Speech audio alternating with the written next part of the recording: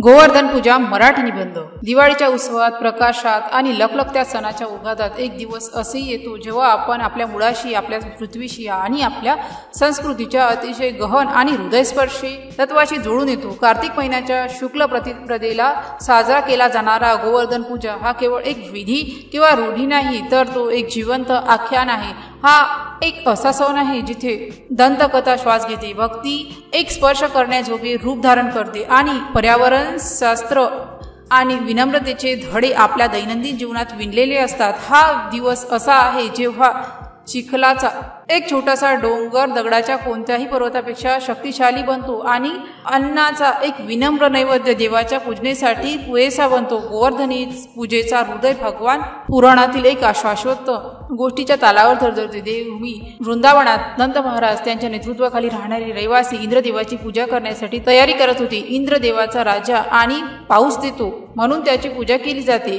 गोकुलवासियांचा समज होता की त्यांच्या समृद्धीचे श्रेय फक्त इंद्रदेवाच्या आशीर्वादाला आहे। तथापि दिव्य ज्ञानाचे अवतार असलेल्या एका तरुण कृष्णाने या विश्वासावर प्रश्नचिन्ह उठवले। त्यांनी विचारले की जो गोवर्धन पर्वत त्यांच्या तत्वकाळ अस्तित्वासाठी जबाबदार आहे, त्यांचा सन्मान न करता दूर असलेल्या देवी देवतांची पूजा का केली जाते? गायी त्यांच्या रंजक गवतावर चरतात, झाडे, फळे आणि सावली देतात आणि त्यांचे औषधी वनस्पती आणि नद्या सर्व प्राण्यांचे पालनपोषण करते। कृष्णाने अन्नदाता, अन्न देणारा आणि आचार्य शिक्षक म्हणजे पर्वत आणि गायी यांच्या पूजेचे समर्थन केले। सर्वांना पटवून देत त्यांनी एक भव्य समारंभ केला जिथे संपूर्ण गावाने प्रेमाने अन्नाचे पर्वत अन्नकूट गोवर्धन पर्वताला अर्पण केले। या आव्हानात्मक कृतीमुळे इंद्रदेव क्रोधित झाले आणि त्यांनी वृंदावन मुसळधार पाऊस आणि वादळ आणले। भीत झाकलेल्या ग्रामस्थ आणि गुरेढोरे यांनी कृष्णाकडे आश्रयाची विनंती केली। तेव्हा तरुण कृष्णाने आपल्या डाव्या हाताच्या बोटावर संपूर्ण गोवर्धन पर्वत उचलला। 7 दिवस आणि 7 रात्री त्याने हा प्रचंड छत्र उंच धरला, वृंदावनातील प्रत्येक प्राण्यांचे रक्षण केले। दिव्य शक्तीच्या या प्रदर्शनापुढे आणि समर्थाचा खरा अर्थ जो की संरक्षण नाही, विध्वंसक नाही, याच्या पुढे इंद्रदेव नम्र झाले आणि कृष्णाला सर्वोच्च प्रभू म्हणून स्वीकारले। गोवर्धन पूजेचे विधी हे या देवीचे एक सुंदर साक्षात्काराचे पुनरावृत्ती आहे, जे एक खोल भावनिक बंध तयार करतात। सर्वात हृदयस्पर्शी विधी म्हणजे शेणाचा वापर करून गोवर्धन पर्वताचा लहान प्रतिकृतीची तयारी।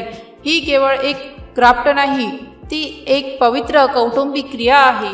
लहान मोठ्यांचे हात एकत्र येऊन शेणाचा डोंगर आकारताना कृष्णांच्या लीलांच्या कथा सांगितल्या जातात। शेणाचा मातीसारखा वास आपल्या परंपरेत शुद्ध मानला जातो, आपल्याला आपल्या देशी मुळांशी आणि वृंदावनाच्या मातीशी जोडतो। छोटे दगड, काड्या आणि फुले यांचा वापर झाडे, नद्या आणि गायी दर्शवण्यासाठी केला जातो। यांच्या पायथ्याशी कृष्ण, गायी आणि ग्रामस्थांशी छोटी मूर्ती ठेवली जाते। ही लघु पर्वत भक्तीचा केंद्रबिंदू बनतो। हे एक चिन्ह आहे की देव केवळ मंदिरात नाही, तर आपल्या पोषण देणाऱ्या निसर्गात आहे। अन्नाचा डोंगर, याच अन्नाचा अन्नकूट हा पाककलेचा केंद्रबिंदू आहे। भक्त प्रभूला नैवेद्य म्हणून शाकाहारी पदार्थाची विस्तृत 56 किंवा 108 आयटम 56 भोग तयार करतात। मिठाई, चवदार पदार्थ, डाळी, भाज्या आणि धान्य यांनी वेदी ओसांडून वाहताना पाहणे हे समृद्धी आणि कृतज्ञतेचे एक दृश्य आहे।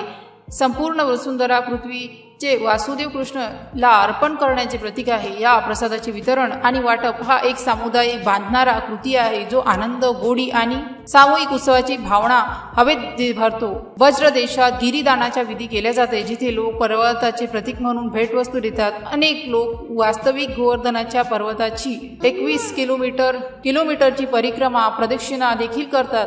ही कठीण चालणी केवळ शारीरिक नसते, तर ती एक आध्यात्मिक प्रवास आहे। प्रत्येक पावलासह भक्त जप करतात, भजने गातात आणि कृष्ण एकदा चाललेल्या जमिनीशी आत्मीयतेने जोडले जातात, ज्यामुळे प्राचीन दंतकथा एक जिवंत श्वास घेणारी वास्तविकता बनते। गोवर्धन पूजेचा भावनिक गाभा त्याच्या शाश्वत संदेशामध्ये आहे। कृष्णाची कृती ही कदाचित पर्यावरण संवर्धनासाठी सर्वात प्रारंभिक वकिली होती।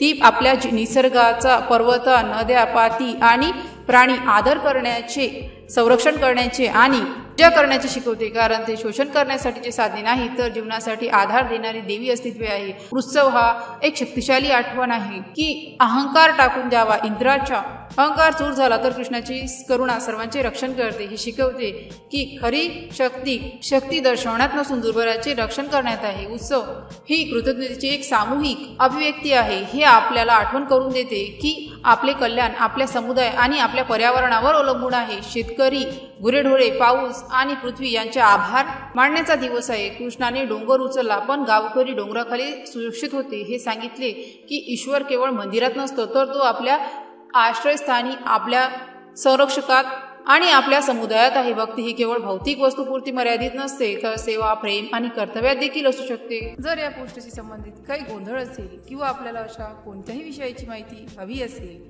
तर कृपया खालील दिलेल्या कमेंट बॉक्सद्वारे आपले प्रश्न आम्हाला विचारू शकता. या पोस्टशी संबंधित आणखीन काही प्रश्न असतील आपण आम्हाला ते देखील सांगू शकता की आम्ही त्या समस्या नक्की सोडवू.